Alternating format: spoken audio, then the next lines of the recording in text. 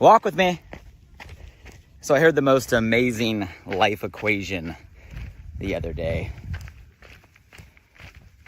Satisfaction equals what we have divided by what we want. So simple, yet so powerful. When I say satisfaction, I'm talking like real satisfaction. That word satisfaction doesn't have enough like energy behind it to transfer the meaning. So to clarify, like when I say satisfaction, I mean like real, genuine, personal satisfaction.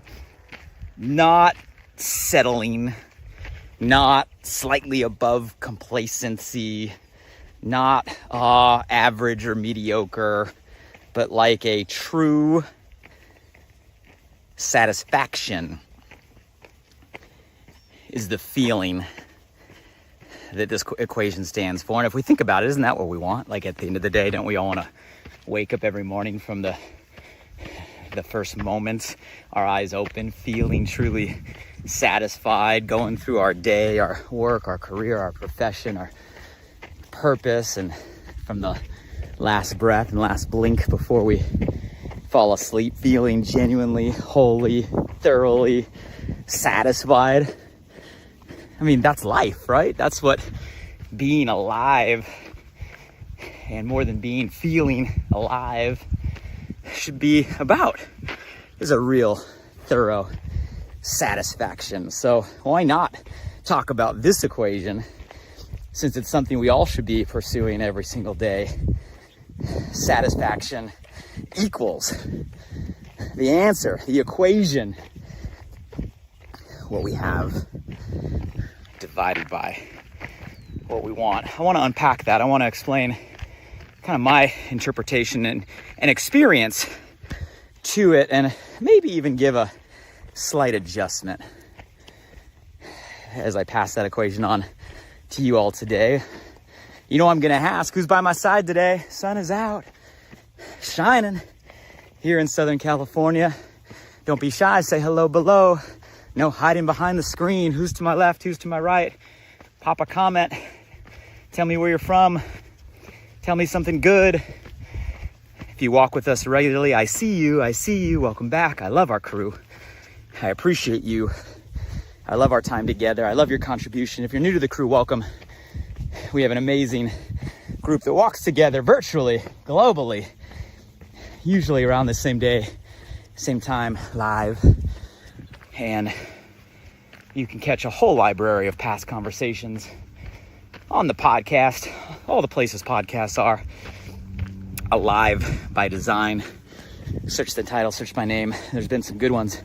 What have been some of your favorites? Maybe drop some recommendations below. Be good for me to hear some of the ones that inspired you the most. And the only thing I ask if you're with us is contribute. Your thoughts, your feelings, your experiences. That's what makes these exciting and better for all of us. But that equation, so satisfaction, I guess, let me not assume. How many of you have a personal goal, or maybe now that I communicated it, will make a personal goal to live a life where you're truly satisfied, you truly feel alive, you truly go through the day and you are thoroughly content, not in a settling way, but in a alive way. I mean, if that's something we're all searching, let me know. I don't just want to assume. I know that's the way I want to live. Matter of fact, the opposite of that wouldn't be much of a life, going through every day unsatisfied. So that's why I think this equation is so important and touches on so many things we all fight every single day on both sides of that coin. The things we have and our perspective of what those are, and the things we want, and how we're constantly walking through bushes here today. Look at this, it's getting grown out. How we're constantly influenced by everything around us on what that is supposed to be. It reminds me of a viral meme maybe you've seen going around the internet at one point, and I'll describe it. It's a visual meme.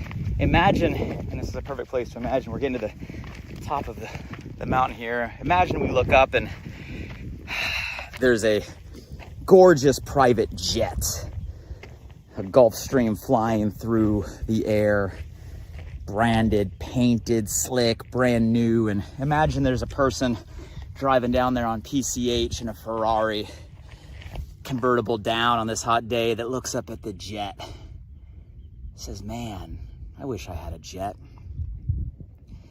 And as he's cruising down PCH, top down, radio blaring, brand new Ferrari, he passes somebody to the right who had just picked up an old, really multi-decade used car. It was the only thing that they could afford, but needed the transportation to go to and from work, was a sole income for a household.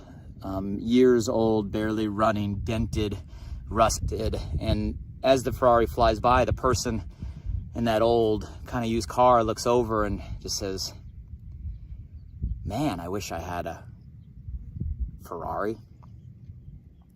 And that person's driving to work and continuing to drive to work, passes just over here. There's a bridge going over PCH, and you could imagine as that person drives in on the way to work, you have someone right above on a bicycle, right? That's riding their bicycle to their job for the day, that's looking down at that car as he's riding the bicycle over the bridge and looks down and says to himself, man, I wish I had a car to get to work. And as that bicycle is riding to work, passing just a ton of people, especially out here in Santa Monica, but people that are walking around, and someone looks over to the person on the bicycle and just thinks to themselves, wow, I wish I had a bicycle to get to where I want to go faster. And as that person's walking to their destination over here, right down there, you can see Santa Monica. A person looks over and glances at them, and the person in the wheelchair thinks to themselves, man, I wish I had legs, that I could just walk wherever I wanted to go. And the person in the wheelchair maybe rolls by the hospital right down the street and sees family going in and out of the hospital and visiting some older relatives that are there and fighting through health battles. And the person looks over at the person in the wheelchair and just says, man, I really hope that my family is able to wheel out of this place today. And I think you get the premise of the story. And isn't that so true? And I know I may be dramatized, but I think each and every one of those scenarios, we could find populations full of people and everywhere in between that are constantly in a place where they could look both directions. On one end, there's always someone that has more, right? There's always another level. There's always a want or a desire. There's, always somebody a step ahead, right, to aspire to. And we can always look the other direction and also acknowledge that there's also in every one of those situations people that are in places that would die to have what you have or be in the place that you are. And no matter who we are, no matter where we're from, no matter where we're at in our own journey right now, I'm willing to bet all around the world we all could look left or look right and have people ahead of us and have people behind us. Am I right or am I wrong? And what's crazy about that story is, especially here in kind of Western culture, we're so fixated on looking at everything ahead of us that often that second part of the equation, what we want, the list of things we want, consumes so much of our time, our energy, our focus, our attention. And we don't spend enough on the first part of that equation, recognizing what we truly have. It's interesting. I had a chance to spend some some personal time in a small group with 50 Cent. 50. How many of you guys love 50? How many of you guys, come on, throwback, Super Bowl halftime, upside down? Are you kidding me? And it's interesting. We had a chance to have a conversation in more of a professional format, a personal format, in a fairly intimate group out with our community. And he shared a story of how he was on the come up, and especially in obviously the rap industry exaggerates the desire not only to want more, but to flash, right? More, and continuing to chase what's next. And he talked about a moment we had in his life where he had purchased a giant estate, a mansion out in Connecticut. It was actually the home of Mike Tyson at one point. It was a 52-bedroom mansion. Imagine having a house that had 52 bedrooms. And he said how that was like the pinnacle. He had to have, right, this mansion, and how he would throw party after party, and how there'd be times where he'd be throwing parties and he'd wake up the next day or days later and he'd find people that were still in his house that he didn't know were in his house, lost in this maze of bedrooms. And how he got to a point where that no longer drove him. And I remember he said a statement as he was sharing this story of how there's nothing wrong with wanting that, right? It drove him to a level of success in his field. And I'll say there's nothing wrong for all of us, having a list of things that we want, things that we desire. Matter of fact, a lot of those things do serve a purpose to push us forward, to motivate us or inspire us in certain phases or certain seasons. And he said, look, the things are there, right? That feeling is there until you don't need it. And that hit me hard when he said that, because I think all of us have been in situations of life where there's certain physical things, right? There's certain list of more that we want, that we desire, that we look that others have, and we say, man, I really need that. And it pushes us. And that can serve a point to push us to another level, to achieve certain things, to motivate us, to put in the extra hour, to do the extra work, to make the extra call, to do the extra sale, to go the extra mile. And it serves us to get to a point until we don't need that anymore. And, I say this, obviously, having had personal experience. I know we all have. I have never been to the level of 50 Cent, nor ever thought about a 52-bedroom house or mansion. But I've had my own version of quote-unquote success. And I remember getting pushed, in especially early phases of my career, for the things that everybody else had, right? Pushing for the watch, right? Pushing for the cars, pushing for the house, pushing for the wardrobe, pushing for the things. And I remember, and hear me on this, getting to a certain point, and for me it was a shift. And I'll share the story because looking back, it was a moment for me where I started questioning, well, how much more really is there? And I went to the car dealership to pick up a new car. For those of you guys who know a little bit about my backstory, we had a thing for BMWs for a long time. The company that I founded, we gave them away at a certain sales level, a certain qualification level, hundreds of them. So I had a great relationship with BMW. They loved me.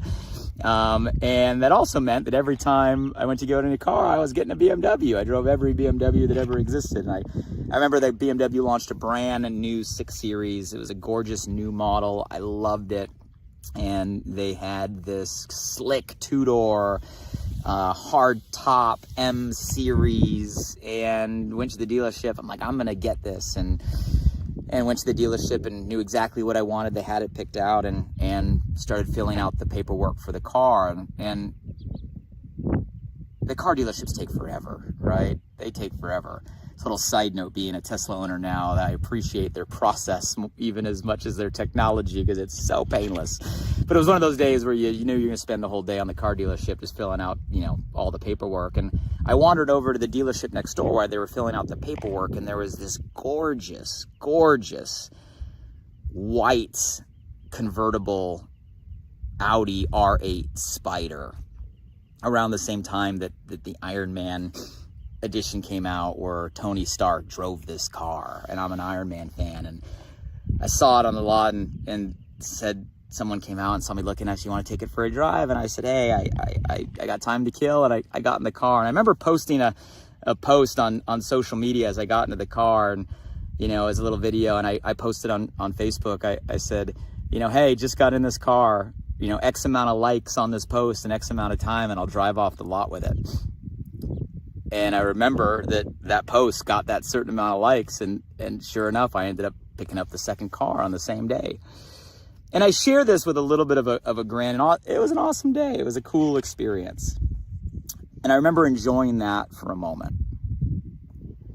And I remember a few weeks later, still loved the cars, but that feeling, right, that value was no longer on what I had. It was already shifted gears to what was next. I know some of you guys hearing that story, you're like, Blake, you suck, right? I wish I want to get to that situation where I have those problems, but hear me, you are in that situation right now. It's all a matter of perspective. Everything is relative.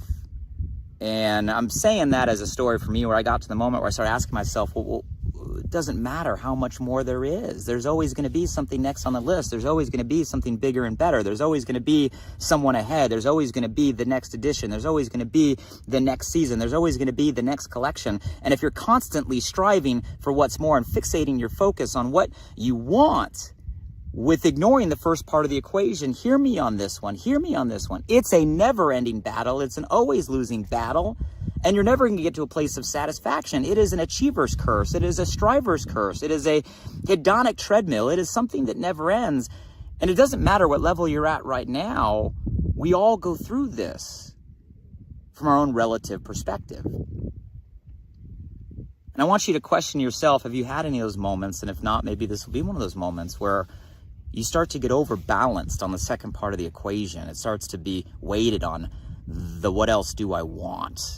What do I want? How long is that list? Is it infinite and indefinite? And we're not focused enough on the first part of the equation of what is it that we have. And you guys, it's not our fault. This isn't about guilt. I'll put it on the construct, on the system.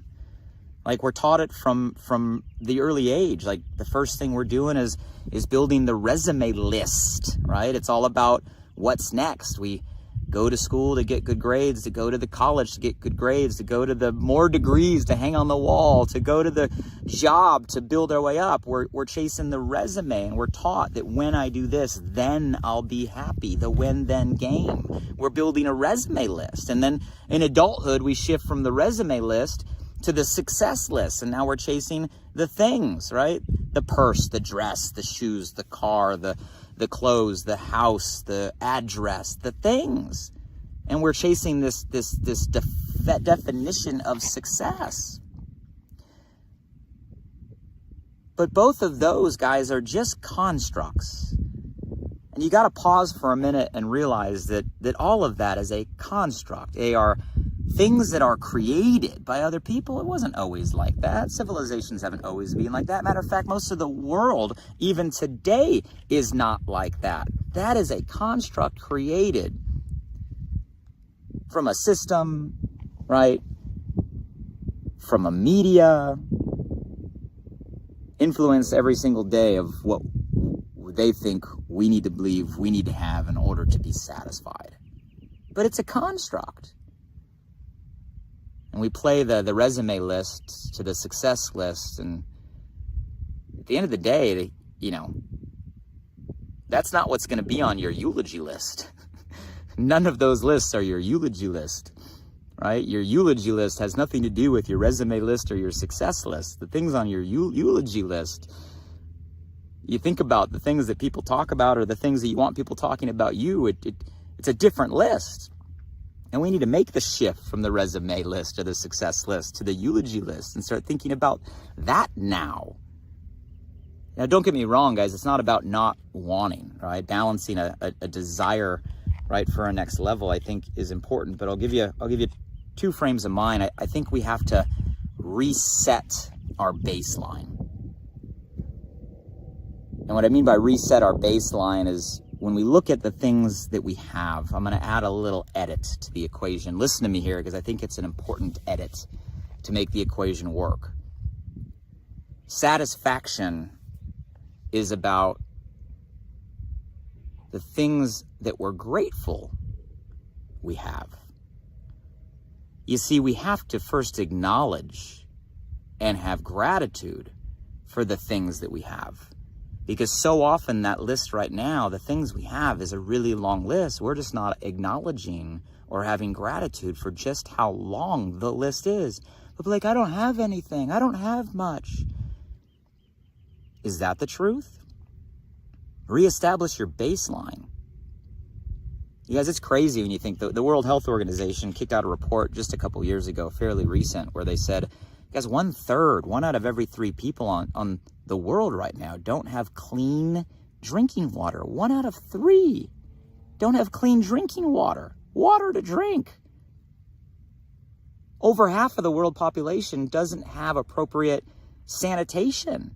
Can't wash their hands or bathe or be sanitized or appropriate hygiene. Half the world population. You guys look it up. These are facts from the World Health Organization. Imagine being a parent trying to raise kids and not being able to provide clean drinking water, or in a time through like pandemic, the ability to even sanitize. What baseline are you evaluating yourself from? You guys, I love facts like that to reestablish a baseline. I love going out and what I love about nonprofit work or community work or give back work is not only is it a way to serve and contribute, but it's a way to get back grounded to the true baseline that we have. Might sound silly, but one of the reasons that I love, backpacking is there's nothing like putting everything that you're going to survive on your back to realize how little you really need to get by. But I challenge you guys to do things to reground yourself and to focus on the list that you have, starting with the real baseline. We have this habit of constantly nudging up our own baseline and ignoring everything we do have. But you think about the things you have. You wake up every day healthy. You're able to move.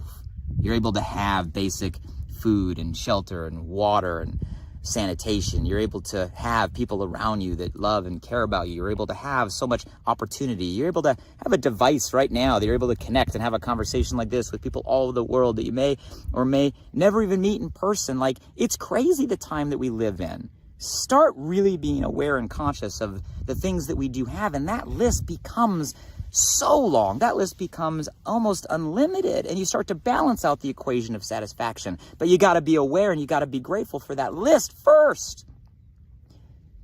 And then we can start to shift the list of the things that we want. And there's nothing wrong with the things that we want. If the things are still driving you, like 50 said, right? That feeling is there until you don't need it. If that feeling is there, let it drive you until you're at the place where you don't need it. When you get to the place you don't need it, you can still want more, but for different reasons. Now it becomes wanting more to elevate impact, to create a platform to have a voice, to create an influence to make a difference, right? There's still a desire there. But again, the equation still has to be true. That desire, even for the right reasons, can't outweigh the awareness and the gratitude of the things we have. If we do, we won't be satisfied. We won't be satisfied. For those of you guys, it's been a while since you've done math. It's an easy equation. Our satisfaction, true satisfaction, the things we have divided by the things we want, means the things we have, that list needs to be longer, more dense, more heavy, more weighted than the things we want.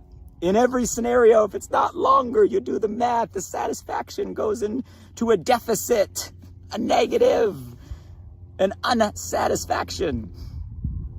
So we got to make sure we take the time, reestablish the baseline, create an awareness, list and be grateful for the things we have. Not just to say, but to be genuine.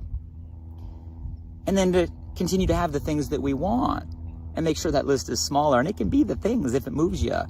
And they'll move you until you're at a place where you don't need those things to move you anymore. And you still want things, but for a different reason. But that's the equation of satisfaction.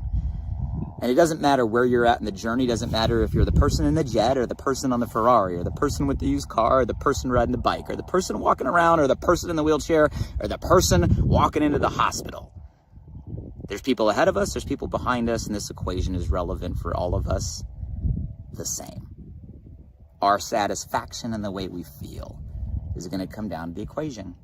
The things we have, our awareness and our gratitude, divided by the things that we want. So let's be conscious and mindful about what those lists are and real, especially about that list of the things we all truly have today.